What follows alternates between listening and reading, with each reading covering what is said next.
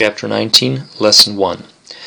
This chapter is entitled Thermodynamics, and the thermo part of it we actually have seen before, and in Chapter 5 we went through a little bit of that idea, but the central concept of this chapter will be answering the following question. How do we know that a chemical reaction will happen?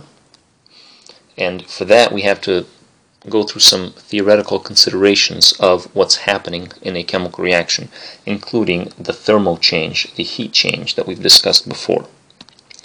So we'll begin with the first law of thermodynamics, which is very famous, and technically it states that matter and energy, here we're going to focus on energy, cannot be created or destroyed. It could be, however, converted and transferred from a systems to the surroundings and vice versa. So the total energy of the system, or of the universe, the total energy of the universe is a constant. Energy can change from one form to another. In fact, even mass can be converted to energy, and energy can be converted to mass, but the total amount is the same. But the form of energy is not the same. And looking at how energy changes between one form and another will help us answer the question of this chapter of why chemical reactions occur, or how can we predict that a chemical reaction will occur. So a few definitions are in order before we can get into this. A good portion of this first lesson will be kind of theoretical and conceptual, and definitions will be ruling. So first thing we'll define is something called a spontaneous process. And spontaneous means exactly what it sounds like, that it just happens on its own. So an example here is we have a vessel here with two chambers, and one chamber is filled with a gas at 1 atmosphere, and there's a valve that keeps the two closed. Once we open the valve, the gas automatically diffuses into the left chamber. This happens spontaneously. You don't have to do anything to the system. This happens automatically. Now, the reverse process of getting the gas back into just chamber B will not happen. This is not spontaneous. Now, we can make this happen, but we'll have to do some work to get it back to this original state. So this is not a spontaneous process. So that's what we mean by spontaneous. Very important concept, spontaneous process. Think of spontaneous as happening on its own, automatically. Nature will make it happen. Here, a little further idea. Spontaneous processes are processes that generally are spontaneous in one direction and non-spontaneous in the reverse direction. Another example, a chemical change. Previously we saw more of a physical, more of a mixing. Here a chemical change is an iron nail rusting over time. If you just leave an iron nail out in the open, it will eventually rust, and it will do so spontaneously. Now we could unrust the iron. In fact, that's exactly how we obtained pure iron, or steel in this case, is by we took oxidized iron, reacted iron from the ground in the form of a mineral, and we made it back into pure iron. So humans made it back by putting work into it. But this is not a spontaneous process, even though it could be done. So just because it's not spontaneous doesn't mean it can't be done. It just, nature won't make it happen on its own.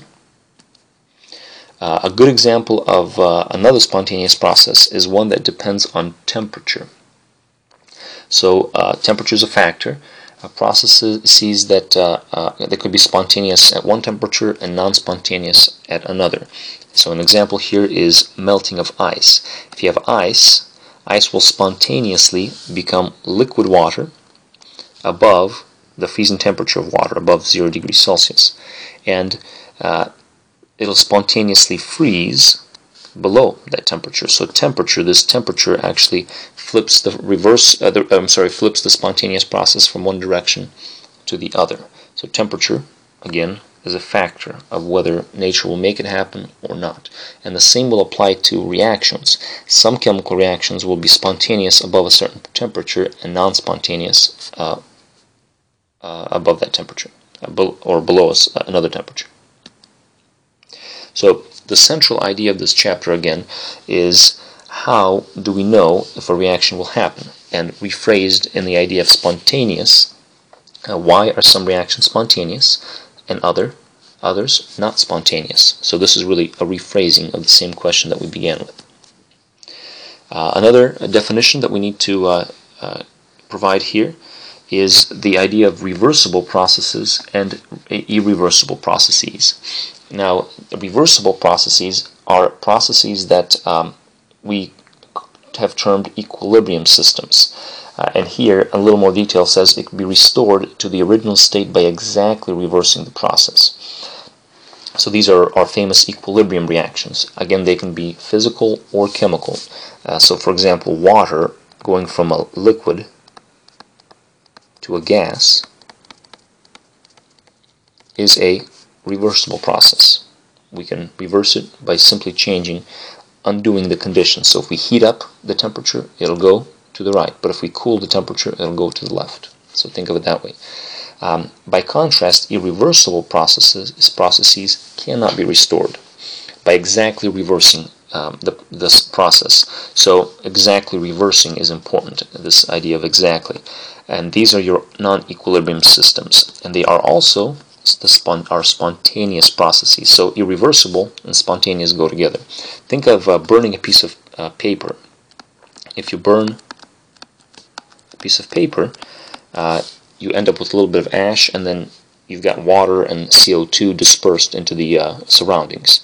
Now, you can't unburn a piece of paper. You can't change the conditions somehow, cool it, change the pressure to make the ash back into paper and make the CO2 back into paper. But you could do that through a different process or through a different set of circumstances. In fact, a plant does exactly that. As a tree grows, the plant is, if you would, remaking that paper, unburning that paper, using the process of photosynthesis and so forth. But exactly reversing would be the important point here. So these are called irreversible processes. Now we come to the two driving forces of reactions. Now, enthalpy we've seen before in chapter 5. We call enthalpy is the heat change. This delta H, you can say, stands for heat.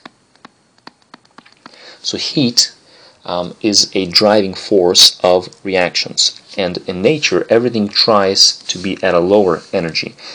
Think of this as a ball rolling downhill. A ball having energy, if you have a hill here, a ball will automatically flow downhill because at the bottom of the hill it has less potential energy.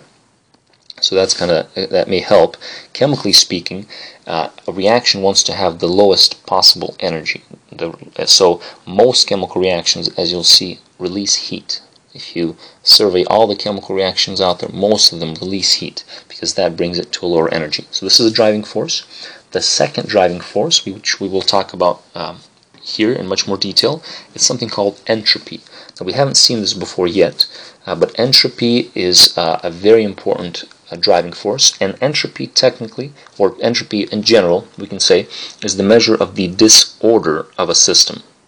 And in nature, everything tries to get disordered. Entropy is designated with a delta S.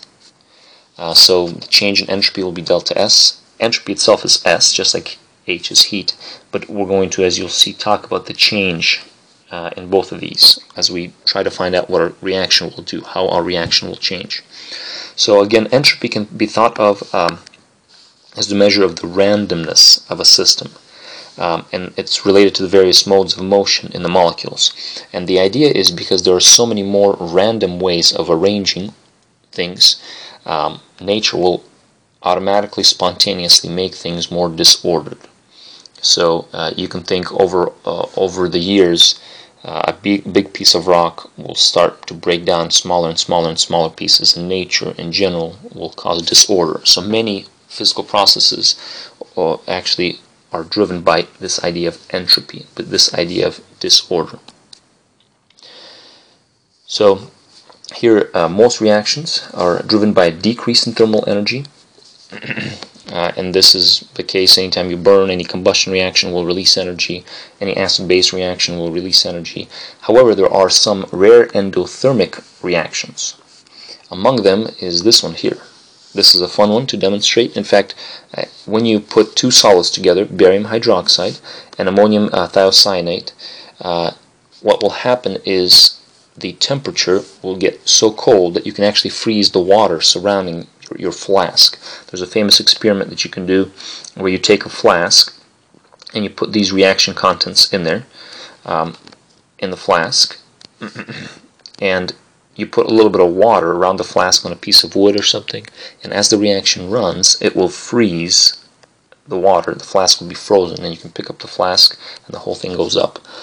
So this is strange. This reaction is very endothermic, extremely endothermic, enough to freeze its surroundings. So it's almost as if the ball is rolling uphill. And you don't expect nature to do this on its own. And it's pretty neat because all you do is throw these two solids together, mix them, and let them go, and they'll create this this reaction. So this idea of the ball rolling uphill is actually, the ball isn't rolling uphill. It looks like it is from the perspective of thermal energy. However, if you consider entropy, entropy is enormously increasing, and entropy outweighs, you can say, the decrease in thermal energy. So, and we'll take a look at why entropy increases, and the answer actually lies here in the products. You're creating a lot of disorder.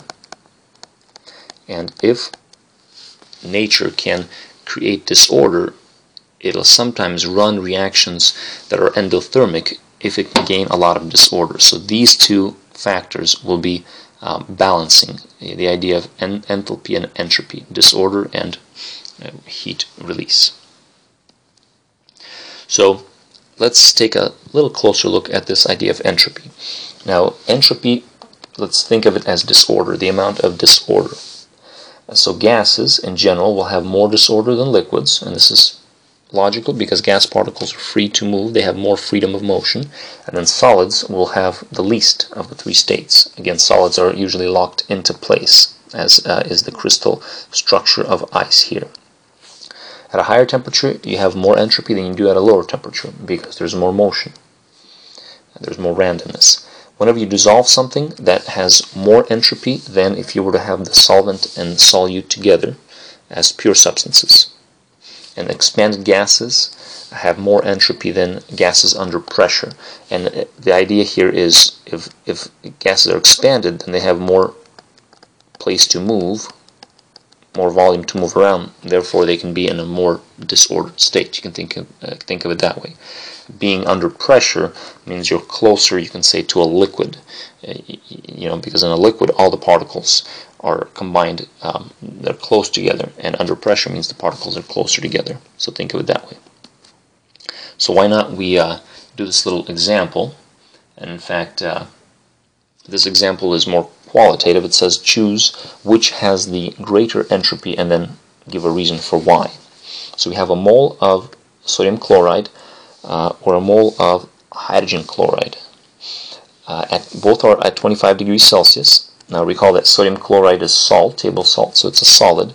HCl is actually a gas. Now you may know of HCl as an acid, and it is an acid when put in water. Usually HCl are aqueous solutions anytime you're dealing with the acid, but HCl itself is actually a gas. Pure HCl is a gas. So HCl will definitely have the greater entropy because it's a gas. So we have a gas versus a solid. And solids always have less entropy, gases have more. How about the second example? A mole of HCl in a 1 liter vessel at 25 degrees Celsius, or a mole of HCl in a 2 liter vessel at 25 degrees Celsius. So we have the same amount of gas, and at the same temperature. The change here is in liters. So because we said expanded gases have more entropy, then your 2 liter vessel will have greater entropy. You can say because expanded gases have more room to move and more disorder, more room for movement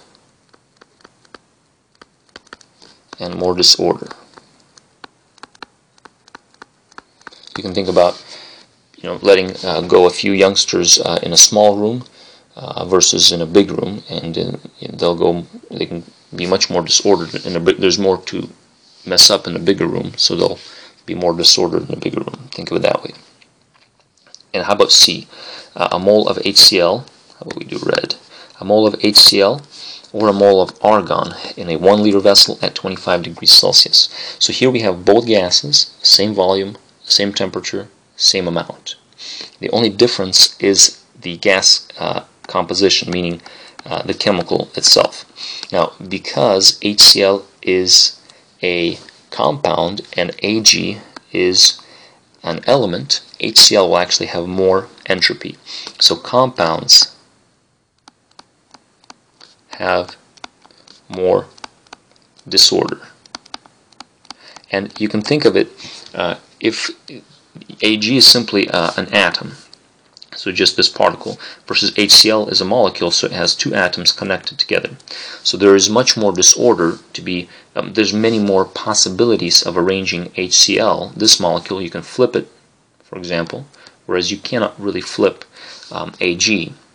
I'm sorry, not Ag, Ar, argon. Ag would be silver. You have argon as a gas. And so HCl will have more possibility for disorder, because it's a compound. Compounds have more disorder than elements.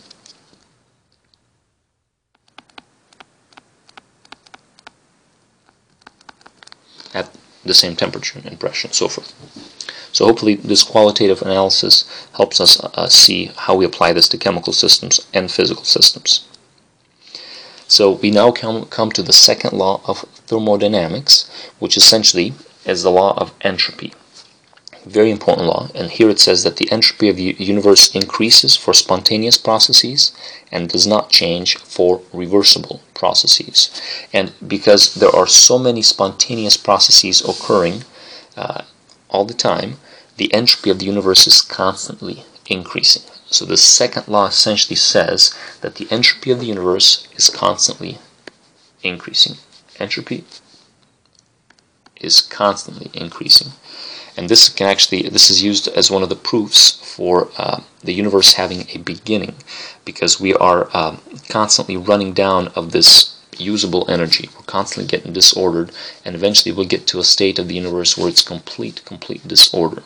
So the second law of thermodynamics is used to prove or to support the claim that the universe began. And along with that same idea, the universe will have an ending. The universe will end. So, we are all gonna die. That is predicted by chemistry. Okay. Now, we're gonna finish up with this designation with the idea of delta S, the change in entropy. So, if entropy increases, remember entropy again is disorder. If the disorder increases, we'll designate delta S as positive, because the system is increasing in this disorder. And if the entropy decreases, our delta S will be negative, because the system is decreasing in disorder. And this seems to be the opposite of delta H, if you think through it, but really it's not if you think of it in terms of the system. Always think of this change as the system undergoing the change. So let's try a few examples. We'll finish this lesson with these 4 examples. So predict whether delta S is positive or negative for each of the following processes, assuming each occurs at constant temperature. So we have liquid water in example A being transformed into gaseous water.